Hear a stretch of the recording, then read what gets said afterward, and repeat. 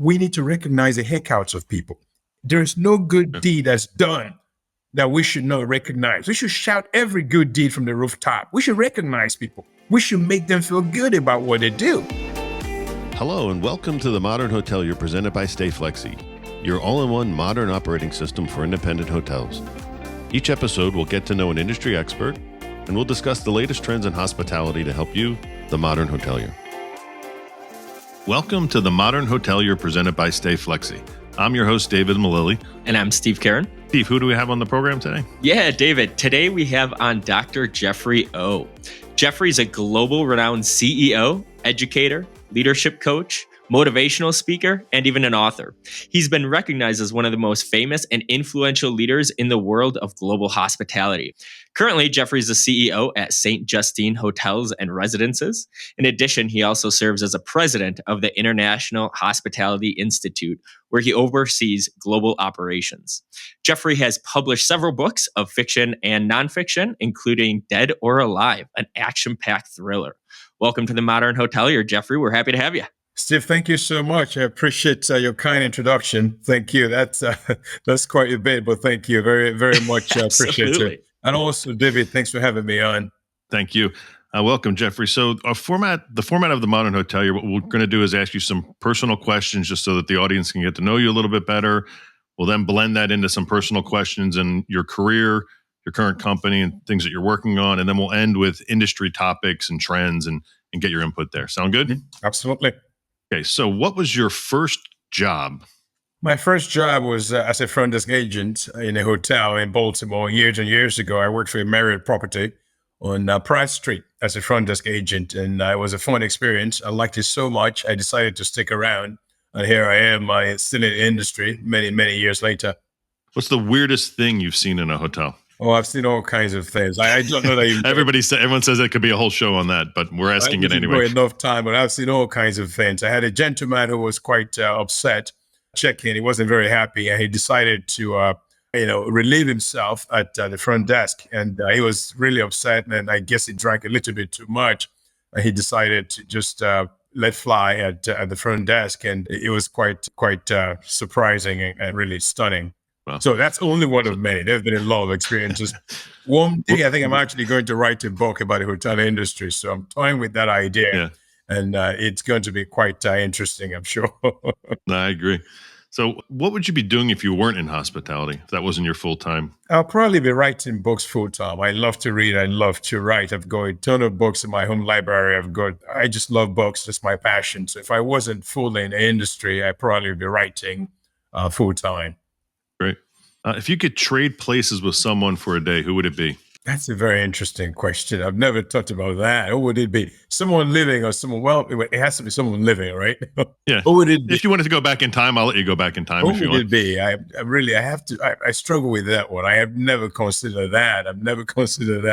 I don't know the answer to that. That's something I'm going to have to really think about. I don't want to just tell you anything that pops into my head, but I have to think about that.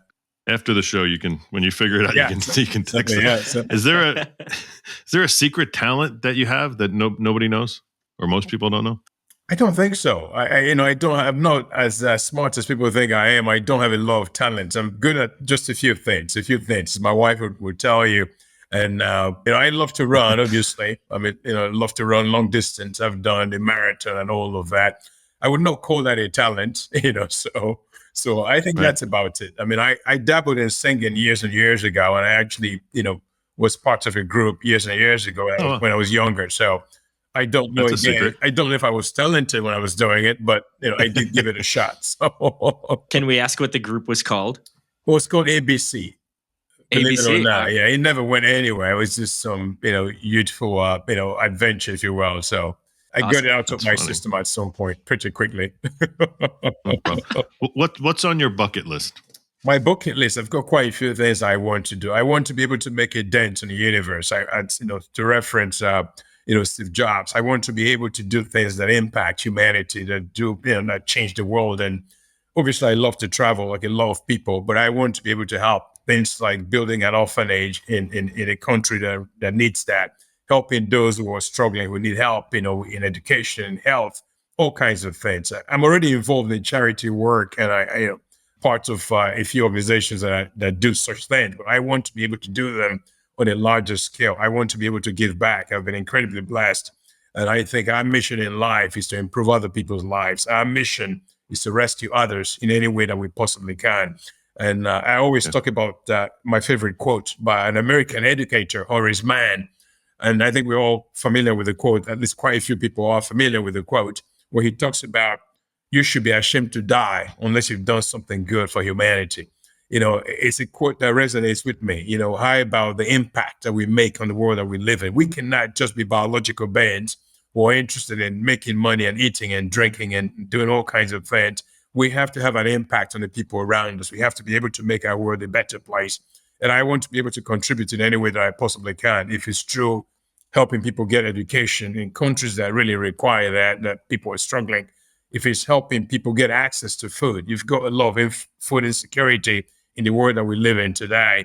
If it's helping people with Medicare, just helping any way that I possibly can with medical care. So I want to make an impact. I want to leave a legacy. I want to help people. And I've got quite a few things I want to do, but for me, that's something that drives me. It gets me out of bed on a daily basis to want to make a difference. So not living life that has no meaning, in my opinion. Right. When you live a life where you haven't touched anyone else, you've lived a life that has no meaning. You only live for yourself. I want to live a life that has meaning and build a legacy. And that's so critically important to me. That's great. I agree.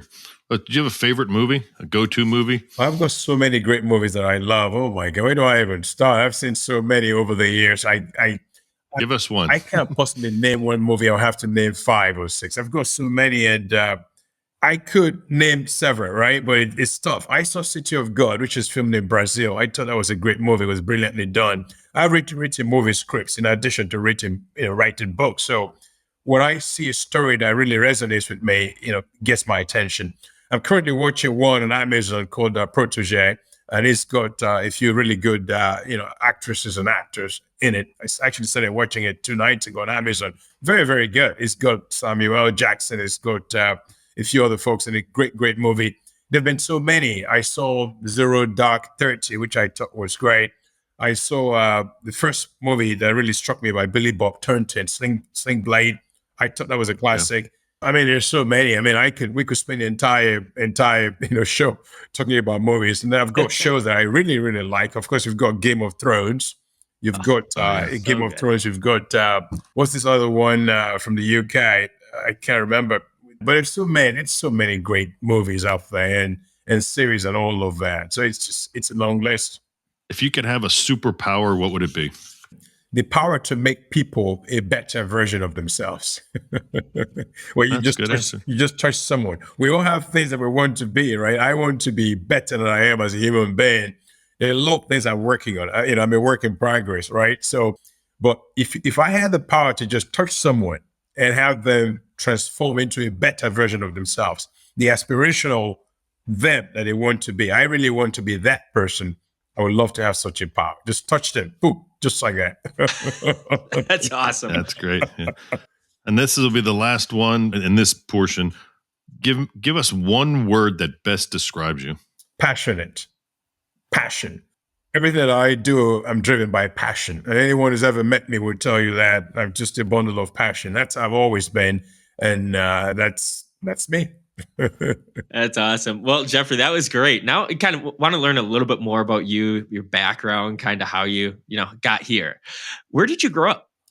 I grew up, I was actually born in Nigeria, and I moved to the U.S. many, many years ago, and I came to the U.S. to attend school, and ended up just sticking around. I've been here ever since. So I started out, interestingly enough, not in the hospitality industry. I studied political science as my first degree. I wanted to be a politician. I actually wanted to run for office at a high level, and that was my plan back then. I said, I'm going to be in politics. I'm going to do, things, running for Senate and running for, all kinds of things, governor and all of that. So I studied political science because I'm fascinated with all of that. And so then I decided at some point I needed to work, right? Just like most of us. So I went and got a job, and I was hired as a front desk agent at the property in Baltimore, a Marriott property. And I took the job, loved it, fell in love with the job. And I said, I think I'm actually good at this. I'm not good at a lot of things, but I found the one thing that I think I was fairly good at, and that's dealing with people, interacting with people. I've never met a stranger. Everyone that I meet, I meet people. I love people. I love talking to people, interacting with people. And I just fell into that career in hospitality, and trajectory turned out to be very favorable for me. I went from being a front desk agent to becoming, at some point, a front desk manager, a night audit manager, front office manager, assistant general manager, GM, and then onto the corporate world, and CEO of a couple of companies, as CEO, and then on and on and on. So I've just been very blessed, and the career has been remarkable for me. I love the industry, and I can't imagine possibly doing anything else other than this. That's awesome. That's awesome. How did growing up in Nigeria shape you into who you are today? I think he gave me a drive. A drive is just a drive to never quit. Obviously, the country is vastly different from the US. You've got a country that's very blessed with natural resources, but it's also had its fair share of issues in some ways. You've got people who are super, super smart, highly educated. I think in looking at the numbers, you've got, I think, Nigerians, in terms of looking Ivy League, if you look at Ivy League colleges, and even the percentage of, people, by graduate degrees in the US, you're going to find that Nigerians are easily right up there. If not at the top of the list, certainly very close to being on the top. So you've got a country that places a high premium on education, where people want to educate themselves, people want to better themselves, people are very driven, they want to improve their economic situation. And I think I left with those lessons of wanting to achieve, wanting to make a difference, wanting to tap into what I perceived as my potential, never quitting. And it taught me, being born in Nigeria taught me to never quit. And to have this sense of optimism that's almost, it's not reckless, but it's just not, there's a sense of exuberance that I have about life, about things, about the possibilities of life, about what can be achieved. And I don't see things in terms of challenges and obstacles. I always see an obstacle as something that's just temporary, something that I just have to find a way to either leapfrog or get around. And that's my mindset. And I never quit. It doesn't matter what life throws at me. I never quit. And I think that's a lesson I learned from growing up. That's awesome. I love that. Jeffrey, you're on the board of directors for Hope for 3 Autism Advocates. My youngest son is autistic, nonverbal. Wow. Can you tell us about some of the work that you do with them? Yeah, I have not been involved, frankly, with Hope for 3 since I left Houston. I used to live in Houston. I don't know if you know that. And back then, I managed a property in Houston, and I was involved in the organization. But that was several years ago. But I tell you, the organization does a wonderful job. Anyone who cares about children, anyone who cares about people that the world needs to pay attention to, that the world needs to respect and recognize and support and be there for them, is a friend of mine. And I tell you, they are doing terrific work. Obviously, they're not the only organization working with autistic kids, but that's something that's very close to my heart. And when I was involved with them, my schedule was extremely busy. But I said, this is one thing that I am going to find time for because it's important to me. And so it's just talk about making a difference, talk about doing work that's important. That is important work. And I love to be involved in such organizations. And I'm no longer involved because I'm no longer living in Houston. And obviously, I'm not able to attend the meetings. I'm, involved intricately. So, but, it's a great organization. Yeah, I find a lot of similarities. My son's 13 now and dealing with a lot of teachers. There's definitely this kind of, there's a connection because people always say, what does it take to be in hospitality? Yes. You're dealing with guests, you're dealing with people. And then, I look at it from the viewpoint of the teachers and the aides and the people that take care of these kids. Mm-hmm. And it's different, but it's similar because it's this kind of caring and kind of, just looking after people in a different manner. But I draw some similarities between the two. Absolutely. I think you did ask me if I was now in hospitality, what would I be doing? I think if I was now in hospitality, I'll be writing full time, but I also would be teaching. I love that. And that's the reason why I sort of did a pivot a couple of years ago into the educational side of hospitality with IHI. So I want to be able to give back. I want to be able to make a difference. And I think teaching is truly a noble profession. And I wanted to be able to do more of that. And that's the reason I went back to school to get my doctorate degree. Just wanted to be able to help and share the little knowledge I've got with other people while also learning from them. That's awesome. That's great. So you mentioned you'd be a writer if you weren't in hospitality. You wrote the book Dead or Alive. Where did you get your inspiration for that? I'm a very imaginative guy. I think I've always got a very active imagination. And I always look at different angles in analyzing things and in connecting with people. And I'm fascinated by people's stories. I tell you, my inspiration comes primarily from people. I'm the guy who's going to get in a cab or in an Uber with an Uber driver and essentially talk the guy's head off or talk the lady's head off. She'll be sick of me, like, okay, Right. shut up already. That's me. I'm not the guy who's going to be in the back of an Uber on my phone or pretending to fall asleep or not making eye contact. I'm the one who's going to chat with the guy and want to know about his kids, his wife, a husband, a boyfriend, a family life, a school, aspirations. I love to learn from people, and that feeds me. That's the oxygen that keeps me going. So I'm inspired by people that I meet on a daily basis, and I see people, and I try to imagine their lives, what their lives might possibly be like. And when I write, all of that stuff comes out. So I've written fiction, I've written nonfiction, I've written poetry. My last book actually was a book called Abraham Lincoln Is Not Dead, and it's a book of poetry that's intensely personal in many ways. So I'm fascinated by people. I love people. I love to listen to them, to watch them, to talk to them. I think I'm a people watcher of sorts in a good way, and that inspires me when I decide to write about people. And I think Kirkus Reviews, which, as you know, is one of the two largest book reviewers in the world. You've got Kirkus Reviews, you've got Publishers Weekly. They reviewed Dead or Alive. I think in February of this year, they did a review of Dead or Alive, and I tell you, it was a very favorable review. One of the things they talked about was the lead character of the book, and they described it as a superlative, character, as a character that just really they found to be a great character. And I in reading the review, that's probably the one thing I liked the most, the fact that they talked about how the character was brilliantly realized. And that I was happy about, because this was coming from an organization that's known for reviewing books. And if you know them very well, they're very tough with their reviews. And it was great to have them give Dead or Alive such a favorable review and talk about the characterization in the book. Right. Did that character, is he based off anybody, or was that just somebody that you thought of? Yeah, it was actually someone I made up. There are actually two characters, and they're both they're really fascinating. You've got one who's like the all-American hero, just a great person who went to Vietnam, served his country, came back, made a couple of billions of dollars. Great looking. Everyone loves him, right? That's the character. He finds himself under pressure. He finds himself essentially running for his life. He finds his life in danger, right? And we all find ourselves pulling for him, rooting for him, because he's such a great guy, such a great human being, period, a great patriot, a great human being. And then you've got the detective who's investigating, who's involved in this book as well, who we have mixed feelings about, because he is a good guy as well. He's a great guy, he's very passionate about what he does, but his methods of achieving results are a little bit questionable. He doesn't mind essentially doing some things that you would say he shouldn't do in trying to get justice, so that's, so people who read the book are conflicted about Detective Bond. His name is Detective Bond, and the lead character is Joe Savage. So people say, oh, we love Joe Savage. Detective Bond, we know what he's trying to get to. We're rooting for him, but the guy is he's kind of bad. It's like, well, so you don't know what to make of him, because the cop was doing a great job, and his heart is good. He's great. He's going to fight for the little guy. He's going to beat up the bad guy.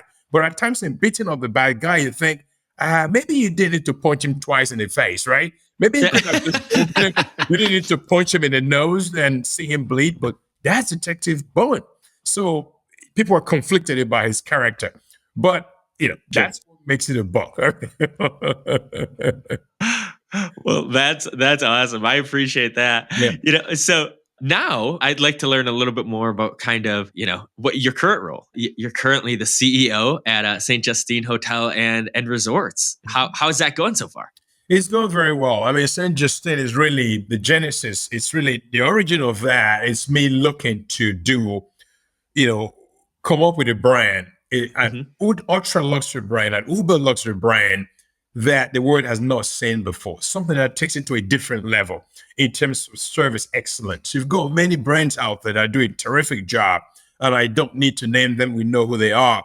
But what St Justine is looking to do is something that's sort of ahead of its times, where we're looking to deliver service on a level that's absolutely sublime. where people are blown away. You come into a hotel or a residence and you were absolutely blown away. You said to yourself, oh my God, I have never seen such a service. Service that's intuitive, service that's customized, that's very personal, that's so in your face, that is so dramatically different from anything you've ever experienced. And you think, oh my God, they can't possibly be this good. And that's the origin behind St Justine. And St Justine, really, someone said to me recently, what's the origin of the name? And I said to them, I told them the story of St Justine. St Justine was a young lady, a virgin who was asked to renounce her beliefs. She was a Christian. She was asked to renounce her beliefs at the point of death. I mean, you have to renounce what you believe. And if you don't renounce what you believe, you're going to get killed. So you've got someone who was absolutely beautiful from all accounts, absolutely beautiful, young virgin girl, absolutely beautiful, tried to get her to renounce her beliefs. She refused to. And they said, if you don't do it, you're going to get killed. And she absolutely paid the ultimate price and was beheaded. Wow. So the point here is that St Justine represents beauty and represents consistency. Even in the face of storms, even in the face of all travails and tribulations, consistency, not quitting, not backpedaling, not saying, okay, you know what, okay, I'm going to not do that anymore because you're putting me under pressure.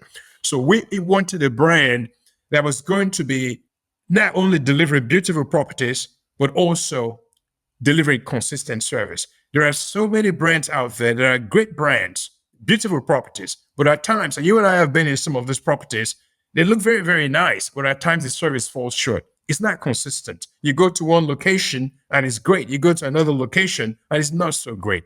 We want properties that are incredibly beautiful, but are also consistent. So beauty and consistency, that's the origin of St. Justine. That's great. And when is the first property opening? We're actually looking to have 4 properties open in 2022. Now, the plan is to open initially with residences in 2022. And then our flagship property will open in January 2024. We'll actually be ready by December 2023, but will open in January 2024. And that's going to be the flagship St. Justine property. But initially in 2022, we're going to have 4 residences, working on some acquisitions currently that will open in different parts of the world in 2022. And then in 2023, we're going to have additional residences open. Right now, 2023, we're looking at 10 residences in 2023, 4 this year between now and the end of the year. And then the flagship St. Justine property will open by January 2024, actually ready by December 2023, but opening by January 2024. And there are other deals we currently are involved with, currently working on. That's great. How is St. Justine going to differ from other luxury hotels? I know you mentioned consistency and ultra luxury. Anything specific that we're going to see in your properties that's going to kind of blow our socks off? Great question. I think we're going to really infuse technology into what we do on a level that a lot of entities are currently not doing. But technology, while the brand is going to be technology forward, it's not going to take over the human interaction. We don't want to have in our properties. That's not our goal. We're going to deploy technology. It's going to be there. You're going to have all kinds of technology, advanced technology involved in terms of the room product, in terms of the smart rooms, in terms of, the bedding package you have, the entertainment experience you have, the dining experience you have. All of that is going to be incorporated. But what's essentially going to drive any St. Justine is the human interaction. Is a level that a team is willing to go to. Knowing your name, it's not just an expectation. We expect that all of our associates are going to know the names of our guests. That's a basic. That's not, it's perfunctory. I mean, that has to be in place. So that definitely will be there. So a lot of what we're going to do will be premised on service excellence, going above and beyond, doing what other brands have not done before. In terms of the product, obviously you're going to have the product.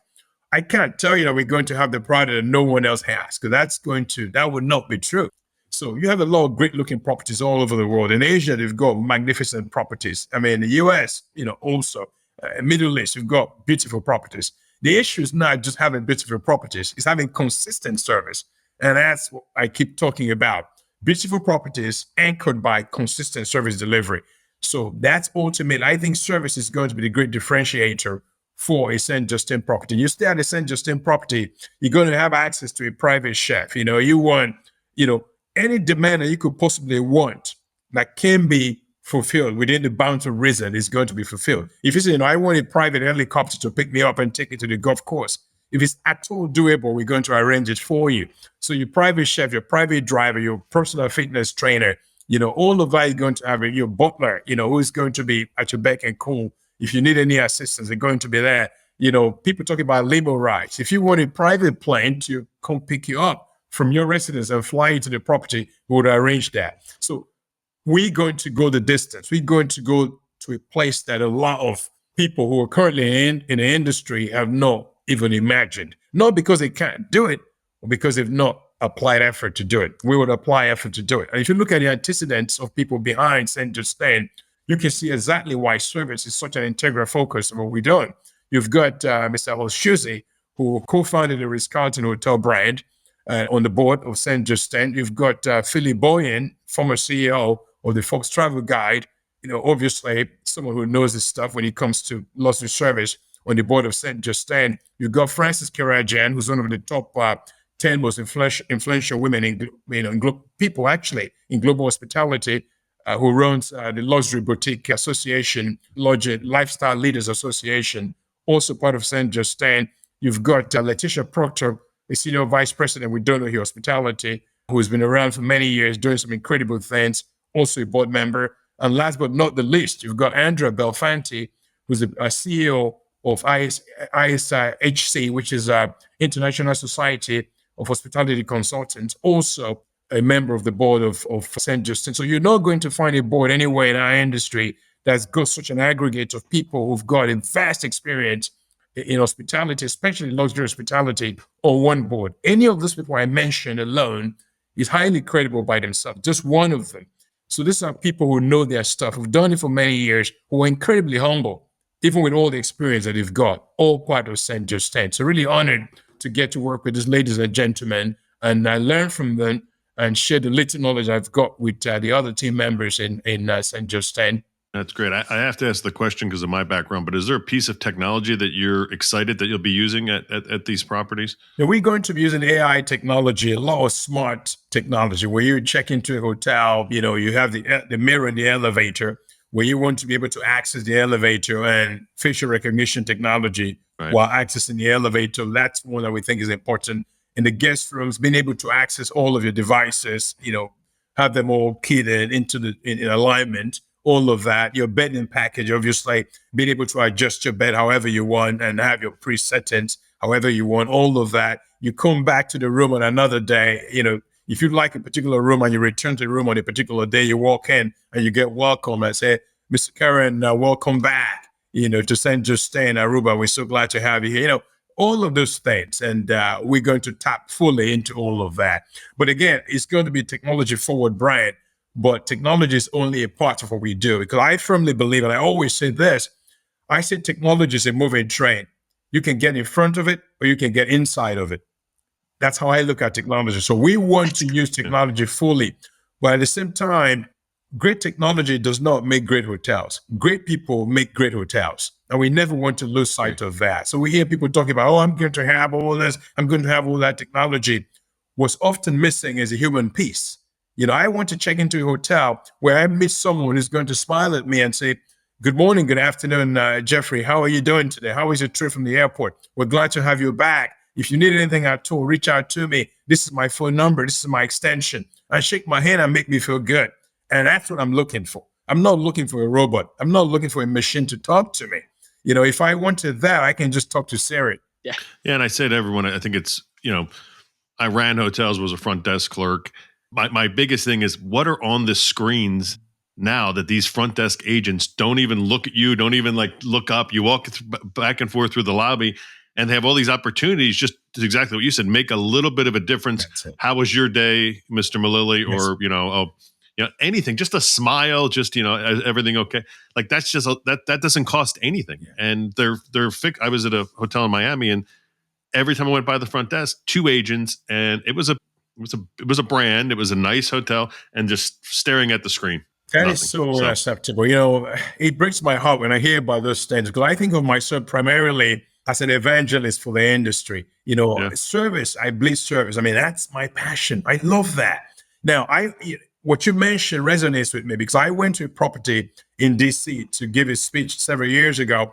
Lovely property, which is going to remain unnamed. Beautiful property, top tier property, one of the best. And I get to this particular property, and I could barely get anyone to acknowledge me. I started wondering if I was invincible. Maybe they couldn't see me. Maybe I'm invincible. They don't see me. Maybe I don't exist. Like Sixth Sense, the movie The Sixth Sense. Yeah. Maybe I'm not really here. Maybe I'm dead. And Yeah. know that I'm dead because, hey, do you see me? Hello? Yeah. And that was the experience. It was weird because here I was in this lovely property, beautifully appointed, not cheap at all in terms of pricing. I could barely find anyone to make eye contact, let alone give me a warm, memorable, welcome. So you've got a lot of hotels there that have got the reputation, they've got the big name, but they don't deliver. And it's unfortunate. You've got many hotels that are doing incredible work, but it has to be consistency, right?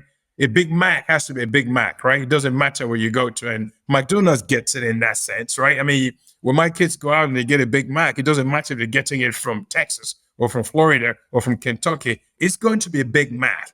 And service for an eye industry needs to be consistent. People need to at least get something. If David checks into a hotel, he needs to be acknowledged. Good morning, Mr. Malili, welcome back. We're glad to see you. Enjoy your stay. That's not so hard to do, right? I mean, it's not asking for too much. You go to a market like Miami, super expensive. It's actually one of the markets that we are looking at for St. Justine. And I tell you, Miami right now is the second most expensive real estate market in the U.S. There's a piece of land in Miami in the Brickell area that just sold for $350 million. Just the land to build a property. Oh. So we are looking at Miami, but the values are absolutely insane. I mean, they really are. And then to check into a hotel in such a city like you experienced and spend all that money, and you can't even get someone to be kind to you. What does it take to be kind? What does it take to say hello to someone? Good morning, welcome back. How's your day, Mr. Carran? That is not so difficult. I don't think it is. Yeah. That's free. That's free right free. there. Yeah, it's free. That's great. So, hey, Jeffrey, so switching kind of like your thoughts on the industry here. If I'm just starting out in hospitality, what's your advice for me? I love that. I think I've heard someone say, well, you can't really learn hospitality. It has to be a gift that you have and all of that. I differ. I don't agree with that. If I thought that you couldn't learn hospitality and get better at it, I would not be involved in IHI, the International Hospitality Institute. So we do a lot of training. We train people, professionals on all kinds of things, in terms of improving themselves and upskilling and reskilling themselves. So to answer your question, for someone who's just getting into the industry, I would say learn as much as you can. You can't possibly go wrong with knowledge. There's no such thing as having too much knowledge. Learn as much as you can and be prepared to learn from everyone. Don't say, you know what, you're not my manager. I don't have to listen to you. You're not the general manager. I don't have to take advice from you. Keep your eyes open, keep your ears open, and be humble and learn as much as you can. I think humble people always go very far. When you're humble, people see that.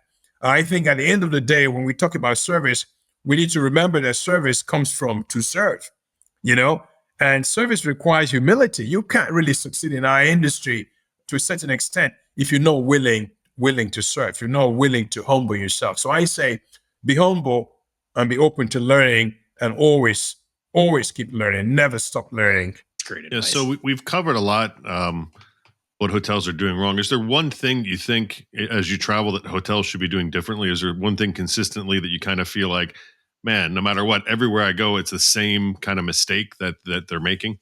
We've got hotels are doing really a great job overall. If you look at what's happened with COVID-19, our industry took quite a beating, right? But the resiliency that the industry has showed, you're not going to find it in too many industries. People in our industry, they work hard. They don't quit. You have a hotel that's open 24 hours, right? Round the clock, 3 shifts every day. People are constantly working, putting in a great effort. So hotels, they're resilient. They've done a really great job post-COVID. So what I have said makes me feel very good. Most hotels do great. You always have a few that struggle a little bit where people are not always trained properly. I think training is very important. I think we need to do a better job with training. I think a lot of people who are in the front lines, some people who are in the front lines we're not giving them their due. When we put them out there without giving them proper training, we're doing them a disservice, right? You put someone out there who's not fully trained, who's not well trained, they don't quite know what to do. The stronger we know in the system, the stronger we know how to interact with guests, and you put them out there to be your frontline person. And then they're nervous, they're not confident, that's often a problem. So I think we need to do a better job, period, with training. And I don't think anyone is going to dispute that. I don't think what I'm saying is controversial by any means. We need to do a better job at training the people in our front lines and equipping them for success. If we don't do that, then we're hurting our business. So many hotel companies do a great job at it. I'm not going to mention names. For some other hotel companies, there are opportunities to improve, to train people properly before putting them out there. Because if you don't do that, ultimately, you're going to turn them over. They're going to leave. Because if you're confident in doing your job, you're going to stand there and smile. And anything that comes at you, you're going to be able to handle it. But if you're tentative and you don't really know what you're doing, you don't know what buttons to press, you don't know what you're supposed to say, you're standing there like a deer in headlights. And if you're just standing there like a deer in headlights, then you're going to give the wrong answers. You're going to, at times, tick people off, right? Because that's not what they want to hear. And it's going to go awry. So training is critically important. And IHI is I'm very glad to be involved in IHI, providing training to the global hospitality industry, certifications, getting people who are just entering the industry, already are in the industry, prepared for a future that's really, robust. Yeah, and I told this once on our very first episode, but I have to tell it again because you can appreciate it. So the same hotel in Miami, when I was checking out, the clerk asked if I wanted an email confirmation. A friend had made the room for me through a connection. I got a hookup, and I said, "Do you have my email?" And the front desk agent said, "That's a great question."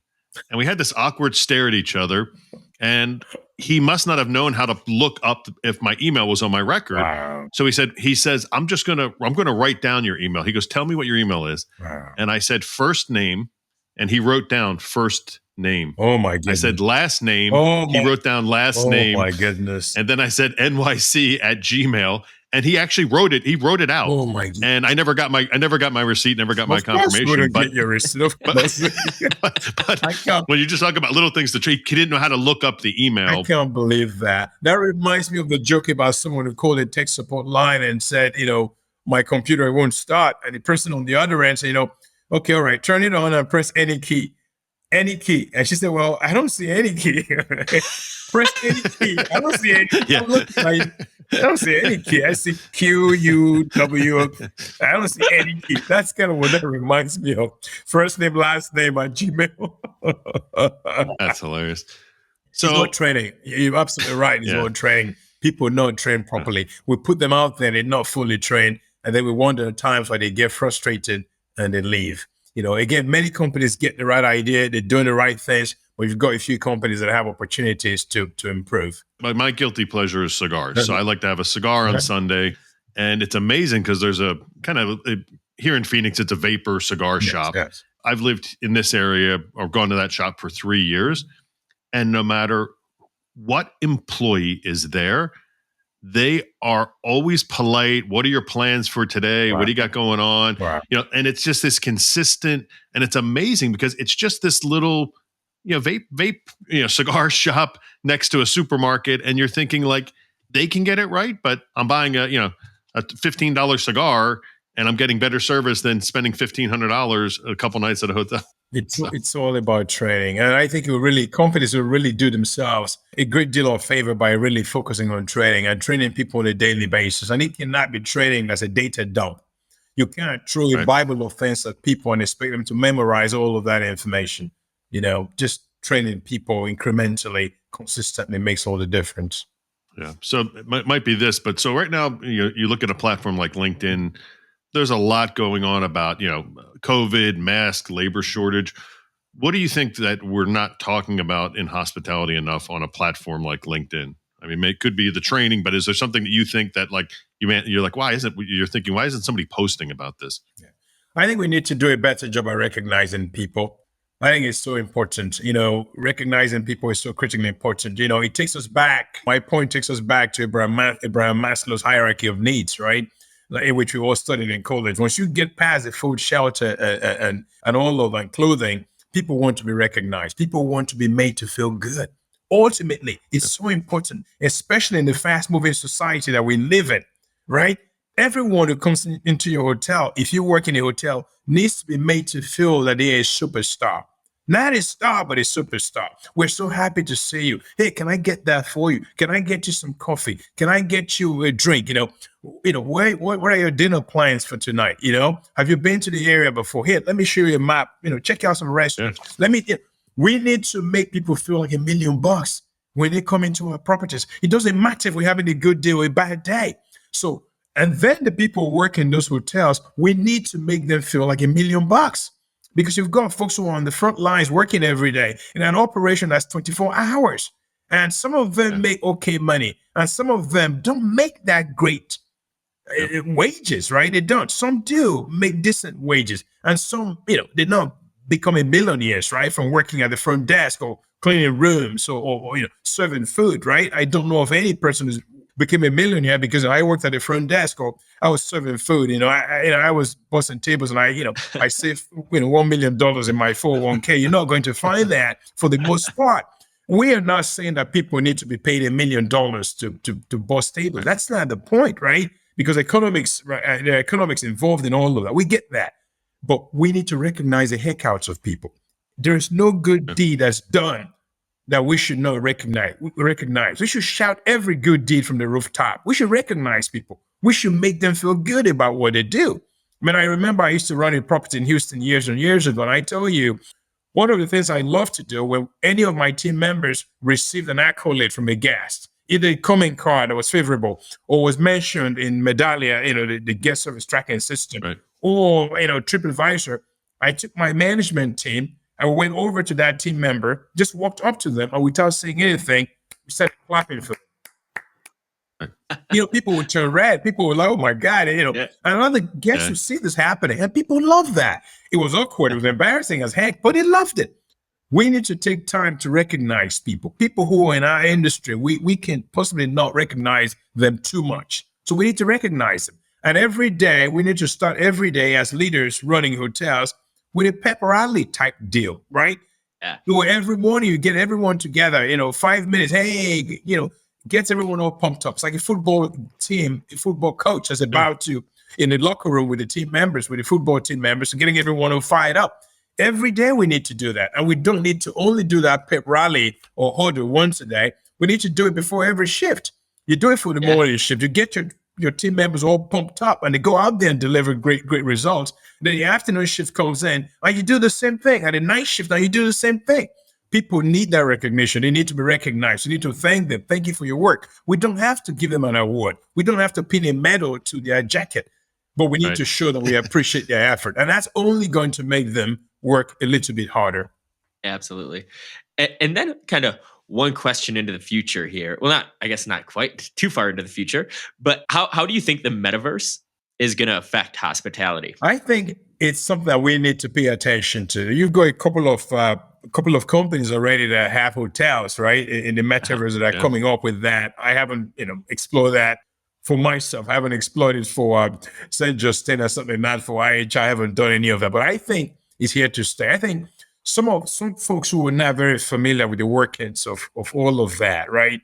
The virtual worlds and things that they're not used to, that they don't deal with on a daily basis. Some at times are quick to be dismissive. There were people who thought that Facebook and Twitter and Instagram and Snapchat were just a fad or a fluke. Oh, that stuff is going to be gone in a day. Well, here we are, right? Twitter just got sold for, I don't know, $44 billion or whatever. Look at Facebook. I remember when Facebook came out and it went public, there were many who were skeptical. Frankly, I was skeptical back then. I'm going to admit it. Yeah, me too. Yeah, I said, oh, Facebook, who's going to use that? I remember having a conversation with someone about YouTube. I said, who's going to be posting videos on their website? Really? YouTube? What's that about? Now, here we are, right? We cannot be Luddites. Again, technology is like a moving train. You can get in front of it or you can get inside of it. And I think in the hospitality space, we need to maximize the use of the metaverse. We need to look at virtual reality. We need to look at any technology that we can possibly deploy to advance our industry. Other industries are looking at it, so why wouldn't we look at it? So I think the metaverse is going to play a big role. You've got a lot of conversations now about, tokenization that's going on, right? There's a lot of that happening, Right. and NFTs and all of that. It's an area I think is here to stay. And people who don't know that, they're going to find out much of their chagrin in a few years from now that they were the ones missing the point. That stuff is not going anywhere. It's like Bitcoin. Right. Bitcoin came out, and I said, "Oh, Bitcoin! Yeah. Oh, come on! I'm not spending my money on that." Now you've got people made millions and billions from Yeah. Bitcoin. I mean, it goes up and it goes down, but look at it. I mean, back in 2013, Bitcoin, people were not fooling around with Bitcoin. They were not, right? And now here we are. Yeah. So I think the metaverse has a huge role to play, and it's going to play that role. I think people in hospitality need to wake up to that. It's not going anywhere. It's going to be here to stay.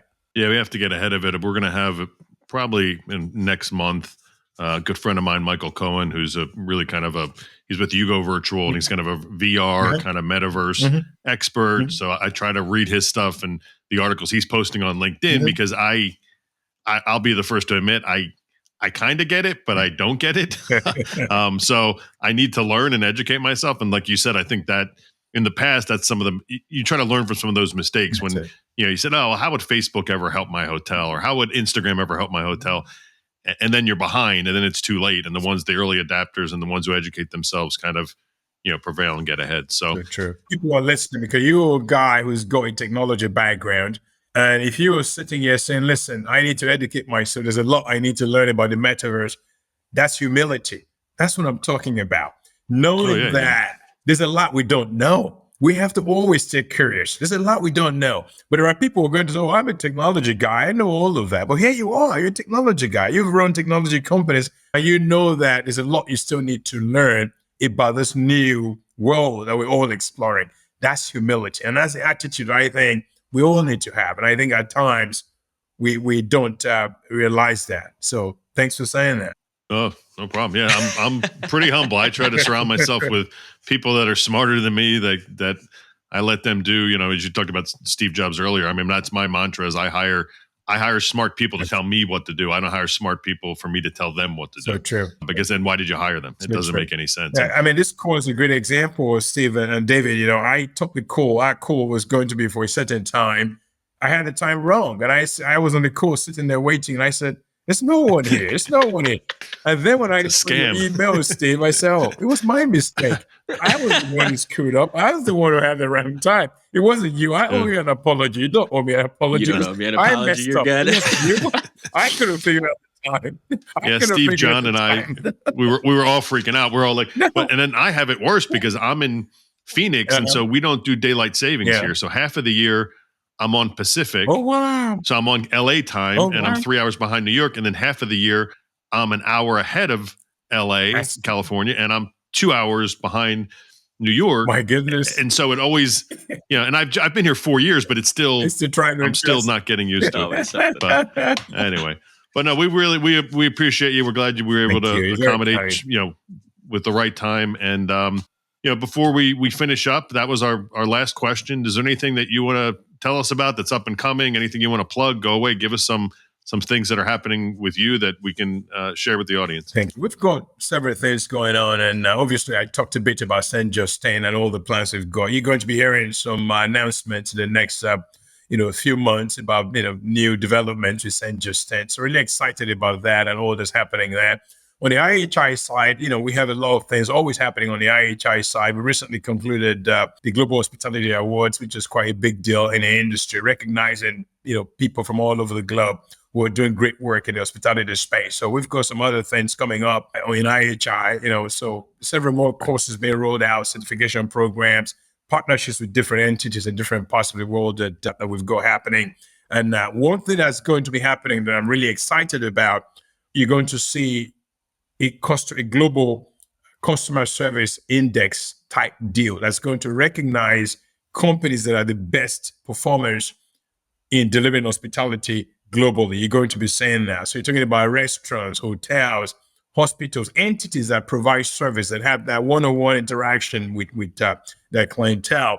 We're going to have that global index that's going to track companies by hospitality customer service excellence. So you're going to see that. So we're currently working on that. It's a pretty massive project because it's not only the US, it's global, and you've got a ton of companies that have been looked at. So it's a pretty big deal that we're working on. It's going to take several months, but it's currently being worked on. So I'm excited about that. My passion again is service, and I see myself as a service evangelist. And anything that recognizes people who are doing great work, being kind to others, and spreading the spirit of hospitality, lighting the touch of hospitality, that touches my heart. So I'm very passionate about all of that. Thanks for coming on. I love the passion that's coming through, and like just the positivity. Like, I'm having a better day after this podcast. I'll be honest with you. So thanks so much for coming on, Jeffrey. This was awesome. You are very we kind. hope to see you in person sometime soon. I really appreciate it. You taking the time, and that wraps up our episode of The Modern Hotelier, presented by Stay Flexi. And again, Jeffrey, thank you so much. We really appreciate it, and everyone be safe. Thank you, David. You're very kind, Steve. Thank you. I appreciate you. Thank you. Thanks, Jeffrey. Thank you. You made it to the end of The Modern Hotelier. Thanks for watching. Make sure to like and subscribe below. The Modern Hotelier is produced by Make More Media and presented by Stay Flexi. Stay Flexi is your modern operating system for independent hotels. If you'd like to learn more, feel free to go to stayflexi.com, or if you'd rather talk to me, message me on LinkedIn or shoot me an email at Steve.Carran@stayflexi.com. Thanks, and have a great day.